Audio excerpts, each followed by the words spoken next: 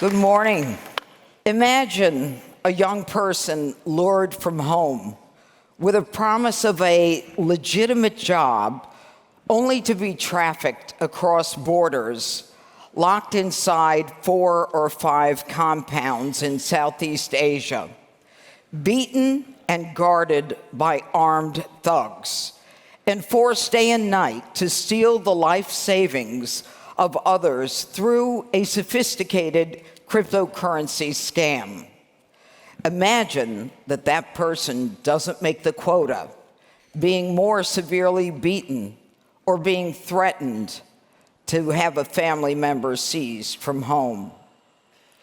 And on the other side of the world, imagine a hardworking retiree who logs into what looks like a legitimate investment app in response to an accidental friendly text where trust has been built over weeks and even months. Try a little crypto, watch your savings grow, and then in a heartbeat, it's gone. It starts so simply. Hi, Patricia, I didn't see you at the gym today. A classic example of the kinds of contacts that they make. The unsuspecting victim replies and says something like, gee, I think you have the wrong number. And the supposed simple mistake leads to a back and forth, with many Americans being very polite and even interested in talking to people that they don't know. And after a while, the scammer gains the victim's trust and convinces the victim to invest in cryptocurrency that the victim has long wanted to get involved in but never really understood. And then they start with a legitimate crypto exchange, and they move on to supposedly more lucrative exchanges and a private investment exchange. These, as you all know, are the fake sites, where the supposed investments return insane amounts of money. But when the victim decides to withdraw the money, they're told they have to pay taxes or fees. But in reality, the money is long gone, cannot be found, through a series of unhosted cryptocurrency wallets or tumblers and mixers in a sophisticated money laundering operation. The consequences of these scams are devastating. Older Americans in particular are targets of these scams, and many of them lonely, simply looking to speak to someone who actively communicates with them. The theft of their entire life savings and the draining of their retirement funds is real, it is ever present, and it is, without a doubt, increasing. So we met a 60-year-old woman who spent $40,000 on fraudulent cryptocurrency. She had screenshots that showed profits on the cryptocurrency, and that's what encouraged her to invest more. But in the end, this victim lost $1 million. And all of the victims, the American victims, report a common theme, and that is they feel like they've been financially assaulted, and it's devastating. A Virginia man is the perfect depiction of the devastation. His daughter noted that there wasn't enough money left to bury him after he killed himself. He didn't have the opportunity to go back into the workforce. He had to rely on the government's social safety net. And as a result, he felt lost, defeated, and decided that suicide was the only option. This, folks, is economic homicide. The masters behind these operations are running scam compounds in Southeast Asia, and they are the Chinese organized crime syndicates.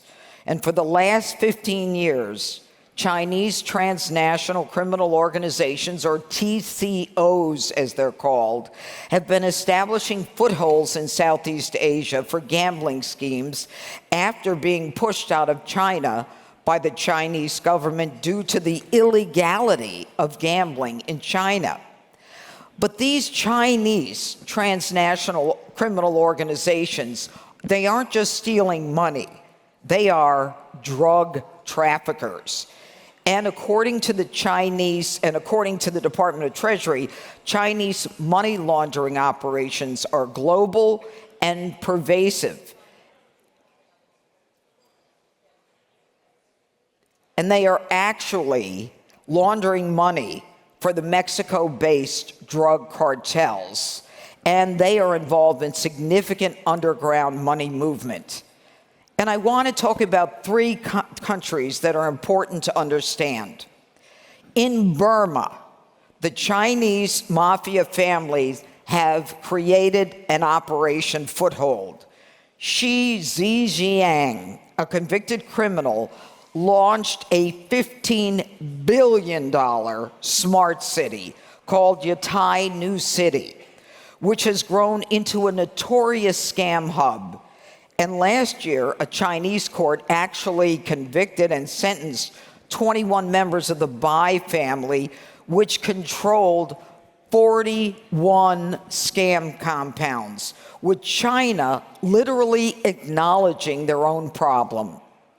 In Cambodia, the second of the three countries, the scam compounds are estimated to generate more than 40% of the GDP, with Chinese nationals obtaining citizenship from the Cambodian government. This is literally government business in Cambodia. And finally, in Laos, the Chinese crime boss Zhao Wei was granted not only permission from the government to run his scam activity, he was actually given a medal for bravery by the Laotian government.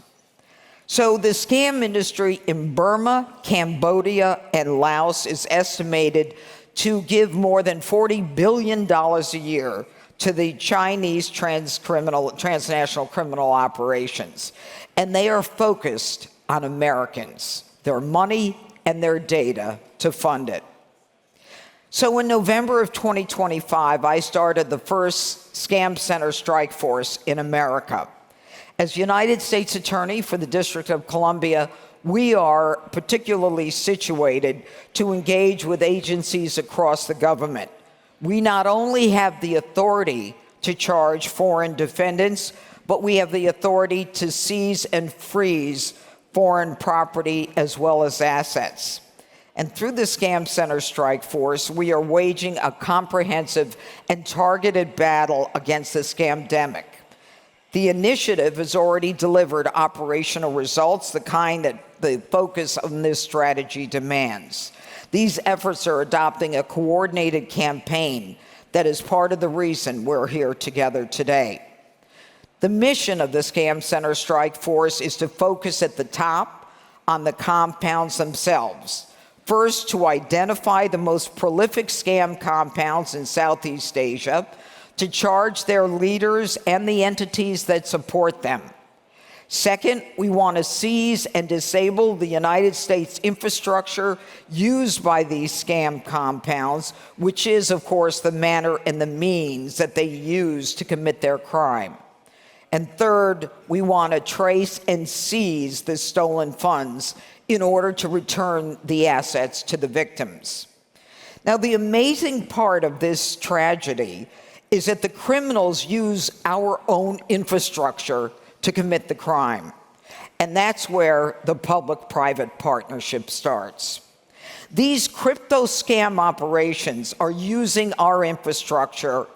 The Chinese organized crime groups, they recruit human trafficked labor to become the scammers through American social media platforms like Facebook. The scammers meet their U.S. victims on social media platforms like Facebook and Instagram through those wrong number texts or through U.S. dating applications like Tinder and Match and Bumble.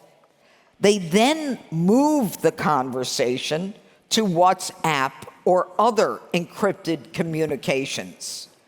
The scammers then convince the victims to take their money out of their U.S. bank accounts and invest them in legitimate crypto platforms like Coinbase, which is marketed in the United States. The scammers then convince the victims to shuttle their money to the fake platforms. The scammers create and control those platforms. But many of the investment websites are hosted in the United States with .com addresses in order to show their legitimacy in the United States. And the scammers use apps marketed in Google and Apple app stores, again, to show legitimacy to their U.S. victims. The scammers then store their training documents on U.S.-run storage platforms like Microsoft. The scammers use AI companies to determine the best method to target their victims and what conversations are most likely to spark interest. And many of the scam compounds in Southeast Asia are connecting through the internet through U.S. satellites like Starlink. These are not just financial crimes. These are attacks on our people and on our way of life. They weaponize our infrastructure and our financial system against us. But today, we are on the cusp of fighting back. We will be unstoppable in a public-private partnership. They will not beat us in a public-private partnership. Government muscle meeting private sector speed, innovation, and reach cannot be conquered. Look at what we've achieved together. We've disrupted over 1.4 million scam accounts across platforms. We have seized and taken over 500 fake investment domains and websites. We have restrained hundreds of millions of dollars in cryptocurrency proceeds, nearly 800 million as of today, with more victories within sight. And we have frozen accounts.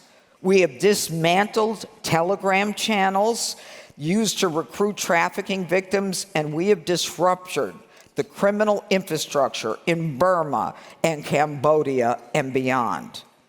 And we have seized Starlink satellite terminals and accounts being used to connect to the internet at the scam centers in Burma. And we've obtained criminal complaints and arrest warrants against Chinese nationals managing the compounds in Burma. Last week, in fact, I met with the Attorney General from Thailand, and he has agreed to sign an MOU with my office to start working together to fight these scam compounds. And we are in the process of getting an MOU from Singapore. My law enforcement partner came to the United States, and we are in the final draft of that MOU with Singapore. This is momentum that you can feel. Private partners, Meta, Microsoft, Google, Apple, Coinbase, SpaceX, ZenLayer, TRM Labs, and more have stepped up during Disruption Week a few weeks back.